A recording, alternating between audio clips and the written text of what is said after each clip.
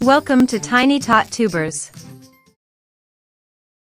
Once upon a time, in a small vibrant town, there lived a circus clown named Bobo.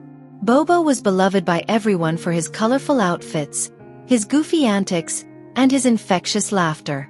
Every evening, he would perform at the local circus, bringing joy and smiles to the faces of children and adults alike. Despite his cheerful exterior, Bobo had a secret. He was deeply unhappy. Each night after the show, he would return to his lonely home, feeling empty and unfulfilled. He had spent so many years dedicated to making others laugh that he had forgotten how to find joy for himself. One evening, after an especially successful performance, Bobo noticed a little girl sitting alone in the audience. Her eyes were filled with tears. Curious and concerned, Bobo approached her and asked, "Why are you crying, little one?"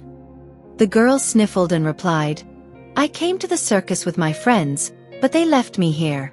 They said I wasn't fun to be around because I'm always sad." Bobo felt a pang of empathy. He knew all too well what it felt like to hide sadness behind a smile. "It's okay to be sad sometimes," he said gently. "Everyone feels that way now and then. But remember, there's always a way to find happiness again." The girl looked up at Bobo with hopeful eyes. "How?" she asked. Bobo thought for a moment and then had an idea. He reached into his colorful bag and pulled out a red clown ball. "Here, take this," he said, handing it to her. "Whenever you feel sad, play with this and do something silly. It might not solve all your problems, but it can remind you that laughter is always within reach."